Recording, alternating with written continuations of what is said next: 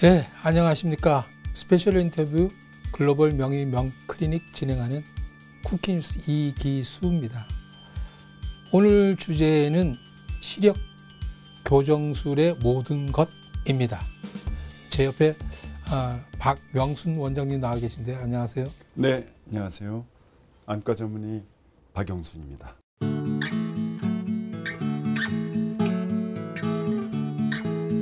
시력 교정술이 우리나라에 도입된 지가 벌써 한 30년 정도 되는 것 같아요. 네네. 처음에 들어오실 때 어떤 기분이셨어요? 그 당시에는 레이저를 눈에 쏴서 쏜다는 그 자체가 굉장히 공포스러운 그렇죠, 두려운 그런 걸로 생각을 했거든요. 레이저를 뭐 공업용으로 뭐 철을 자른다든지 뭐 이런 거는 많이 그 당시에 쓰던 시절이었는데 레이저를 사람 눈에다가 쏜다 이런 거는 상상하기도 어렵겠어요. 눈이 얼마나 소중합니까? 우리 뭐 몸이 뭐 1000냥이라 그러면 눈이 900냥이라 그러는데 그 눈을 소중한 눈에다가 레이저를 쏜다. 레이저로 눈을 깎아낸다. 이런 것이 굉장히 뭐 생소했죠.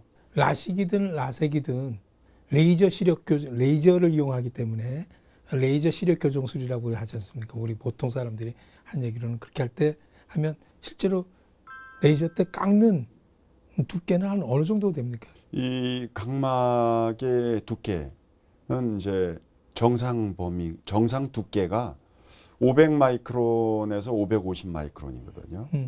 이 0.5mm, 1mm도 안 돼요.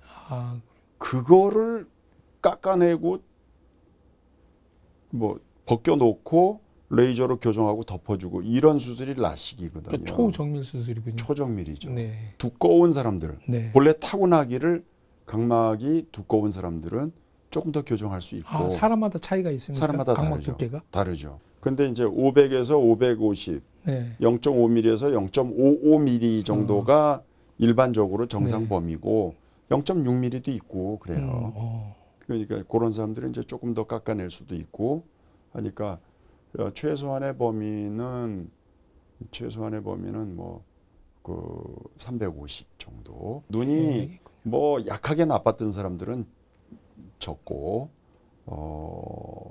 또 아주 고도근시인 사람들은 많이 깎아내야 되는데 두껍게 타고난 사람은 더 깎아내는 거고 그런 수술이 라식으로도 적합한 눈이고 좀 얇게 타고났다 500 마이크론밖에 안 된다든지 뭐 490, 뭐 480 뭐 이런 사람들 정상 범위보다 좀 얇은 사람들은 굉장히 조심해야죠.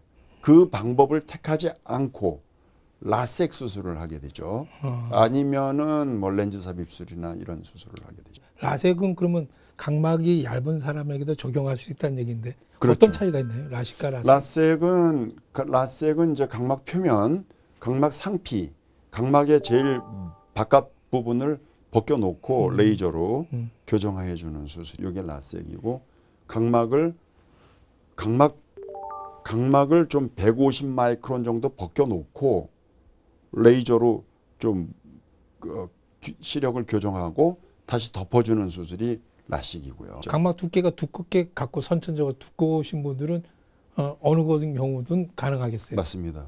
각막 두께가 얇게 선천적으로 타고난 체질적으로 얇은 사람들은 라섹밖에 안 되고. 네. 그렇게 이해하면 되겠고. 내가 일주일 후에 시험을 본다. 아니면 내일부터 출근해야 된다. 요즘 바쁘니까 네. 사람들 바쁘니까 받고 싶어도 눈의 조건이 각막이 얇거나 그래서 안 되면 할 수 없는 거죠. 그러면 이제 라섹으로 다 해결이 된 것 같은데 네. 왜 또 새로운 스마일 라식이라는 걸로 해서 또 진화된 그런 걸 다시 드리게 됐는지 두 개로 충분하던데 왜 그런 건 새로운 기계가 필요할까요? 맞아요. 라식 수술은 라섹과 가장 큰 차이점은 각막 절편을 만든다는 거예요. 그래서 아프지 않아요. 각막 뚜껑이죠. 뚜껑을 만들어서 젖혀놓고 레이저로 교정하고 다시 덮어주는 거거든요. 덮어줘요. 그러니까 아프지 않고 다음날 바로 회복이 되고 일을 할 수 있다는 거. 다음날부터 잘 보인다는 거. 그런 큰 장점이 있는 거죠. 그런데 그게 단점은 외부 충격에 약한 거죠.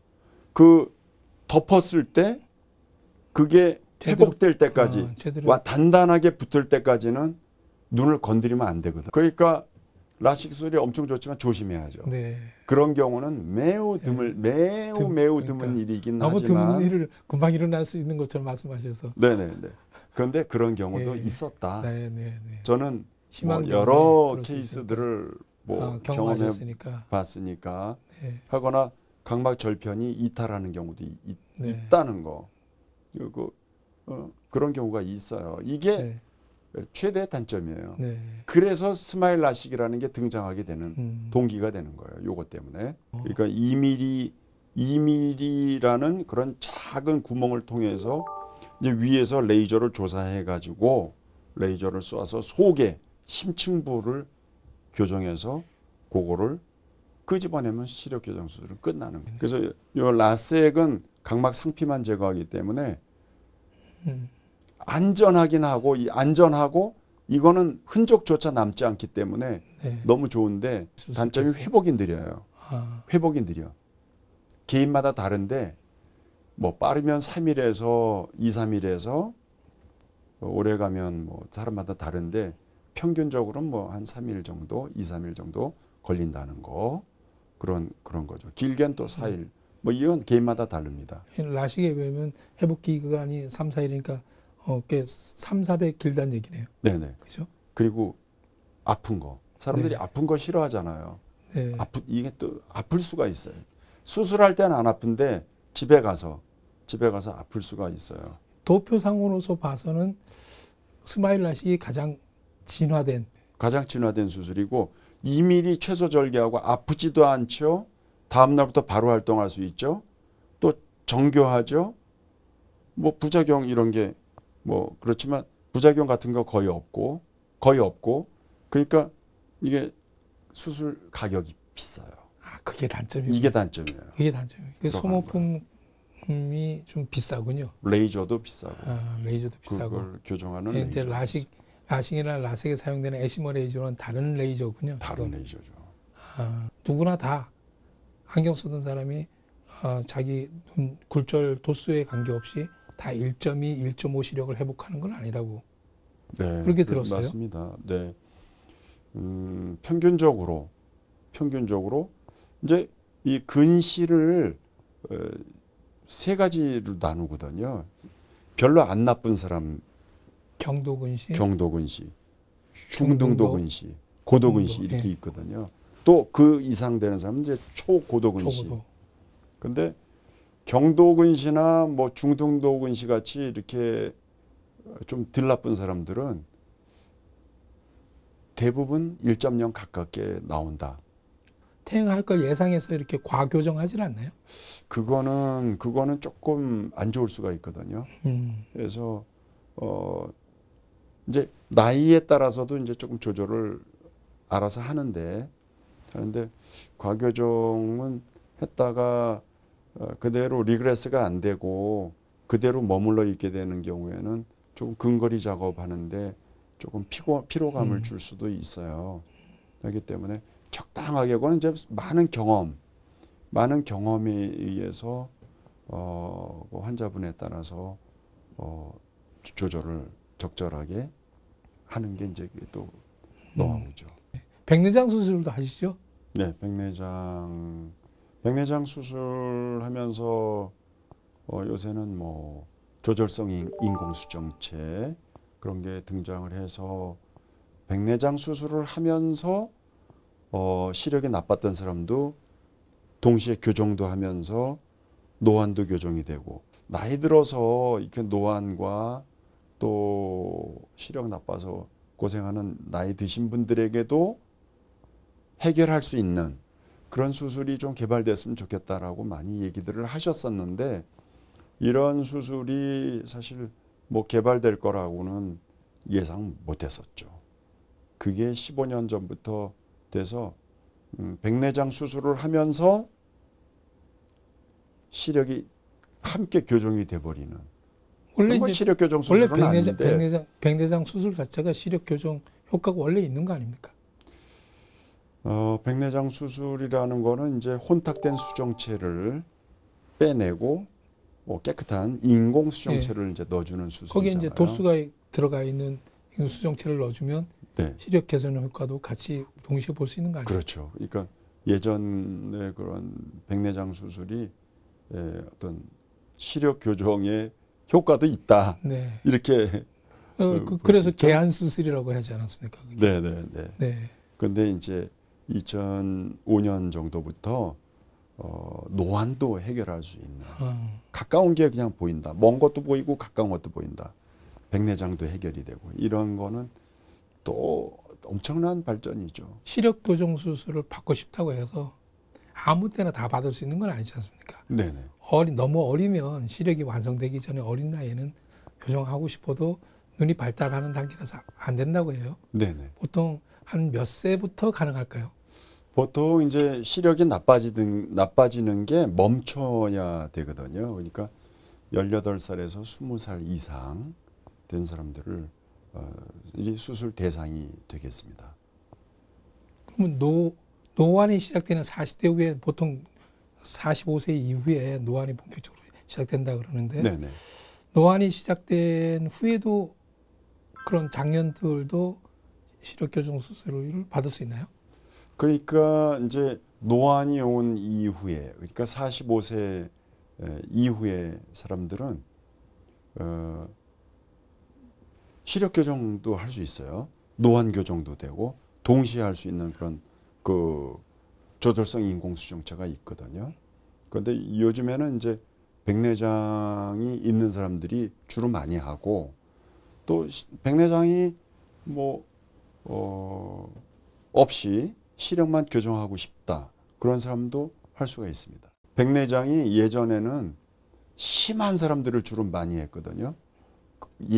예전에는 그랬어요. 저 인턴 레지던트 때만 해도 백내장이 아주 심해서 안 보이는 사람. 근데 요즘에는 수술의 기술이 발달하고 수술 시스템, 레이저나 초음파나 이런 게 발전했기 때문에 엄청나게 발전했기 때문에 지금은 생활이 불편할 정도면 다 수술하죠. 그러니까 지금은 연령층이 굉장히 낮아졌어요. 하긴 저도 백내장 수술을 했습니다만 뭐 불편한 거 모릅니다. 수술 후에. 네.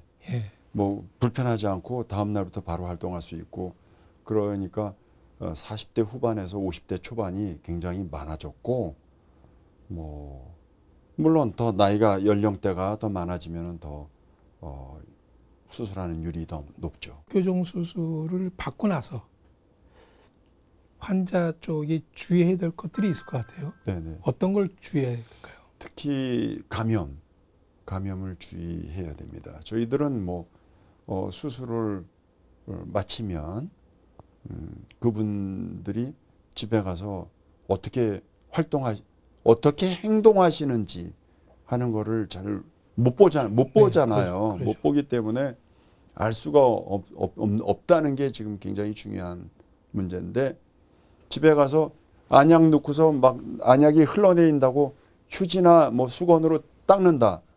휴지가 깨끗한 줄 알고 그냥 무심코 닦을 수가 있잖아요. 그럴 수 있어요. 그런 게 감염이 될 수가 있습니다. 손으로 만질 수도 있고. 특히 1주일에서 2주일 정도는 특히 일주일 가장 조심하셔야 됩니다. 그러니까 흘러내리는 거는 그냥 이 뺨 이런 데서만 닦아야지 눈 가까이는 눈에 절대 손 얼씬도 하지 말아야 되는군요.